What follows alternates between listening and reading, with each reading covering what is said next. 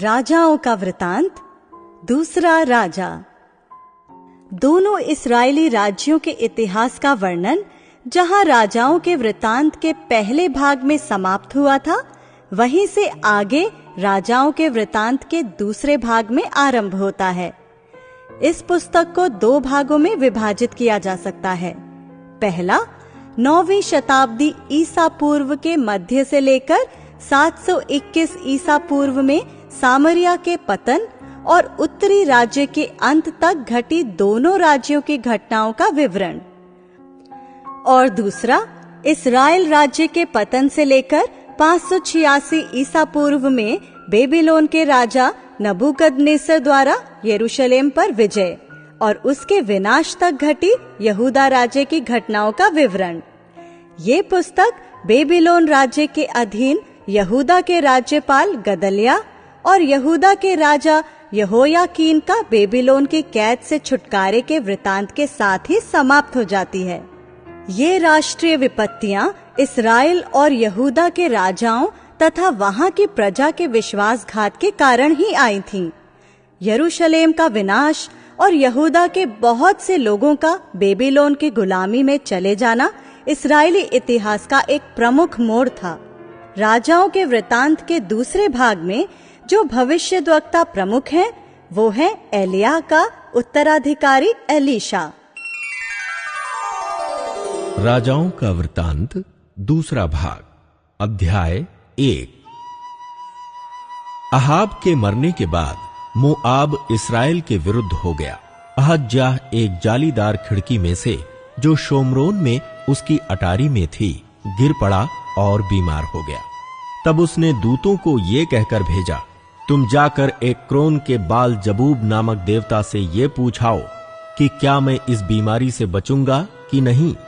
तब यहोवा के दूत ने तिशबी एलिय्याह से कहा, उठकर शोमरोन के राजा के दूतों से मिलने को जा और उनसे कह, क्या इस्राएल में कोई परमेश्वर नहीं जो तुम एक्रोन के बाल जबूब देवता से पूछने जाते हो।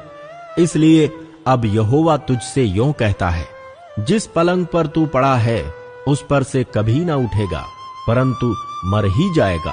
तब एलिय्याह चला गया। जब अहज्याह के दूत उसके पास लौट आए, तब उसने उनसे पूछा, तुम क्यों लौट आए हो? उन्होंने उससे कहा, एक मनुष्य हमसे मिलने को आया और कहा, जिस राजा ने तुमको भेजा है उसके पास लौटकर कहो, यहोवा यों कहता है कि क्या इस्राएल में कोई परमेश्वर नहीं जो तू एक्रोन के बाल जबूब देवता से पूछने को भेजता है। इस कारण जिस पलंग पर तू पड़ा है उस पर से कभी ना उठेगा, परंतु मर ही जाएगा।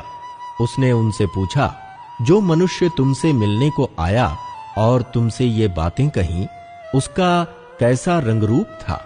उन्होंने उसको उत्तर दिया, वो तो रोंआर मनुष्य था और अपनी कमर में चमड़े का फेंटा बांधे हुए था। उसने कहा, वो तिशबी एलिय्याह होगा। तब उसने उसके पास 50 सिपाहियों के एक प्रधान को उसके 50 सिपाहियों समेत भेजा। प्रधान ने एलिय्याह के पास जाकर क्या देखा कि वो पहाड़ की चोटी पर बैठा है। उसने उससे कहा, हे परमेश्वर के भक्त, राजा ने कहा है तू उतर आ। एलिय्याह ने उस 50 सिपाहियों के प्रधान से कहा, यदि मैं परमेश्वर का भक्त हूं तो आकाश से आग गिरकर तुझे तेरे 50 समेत भस्म कर डाले। तब आकाश से आग उतरी और उसे उसके 50 समेत भस्म कर दिया। फिर राजा ने उसके पास 50 सिपाहियों के एक और प्रधान को 50 सिपाहियों समेत भेज दिया। प्रधान ने उससे कहा, हे परमेश्वर के भक्त, राजा ने कहा है फुर्ती से तू उतर आ। एलिय्याह ने उत्तर देकर उनसे कहा, यदि मैं परमेश्वर का भक्त हूं तो आकाश से आग गिरकर तुझे तेरे 50 समेत भस्म कर डाले। तब आकाश से परमेश्वर की आग उतरी और उसे उसके 50 समेत भस्म कर दिया। फिर राजा ने तीसरी बार 50 सिपाहियों के एक और प्रधान को 50 सिपाहियों समेत भेज दिया और 50 का वो तीसरा प्रधान चढ़कर एलिय्याह के सामने घुटनों के बल गिरा और गिड़गिड़ाकर उससे कहने लगा, हे परमेश्वर के भक्त, मेरा प्राण और तेरे इन 50 दासों के प्राण तेरी दृष्टि में अनमोल ठहरे। 50-50 सिपाहियों के जो 2 प्रधान अपने अपने 50 समेत पहले आए थे, उनको तो आग ने आकाश से गिरकर भस्म कर डाला, परंतु अब मेरा प्राण तेरी दृष्टि में अनमोल ठहरे। तब यहोवा के दूत ने एलिय्याह से कहा, उसके संग नीचे जा, उससे मत डर।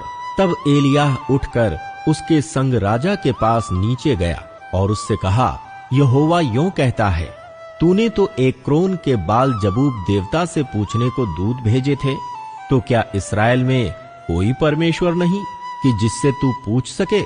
इस कारण तू जिस पलंग पर पड़ा है उस पर से कभी न उठेगा, परंतु मर ही जाएगा।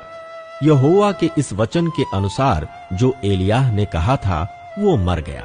उसकी संतान न होने के कारण यहोराम उसके स्थान पर यहूदा के राजा यहोशापात के पुत्र यहोराम के दूसरे वर्ष में राज्य करने लगा।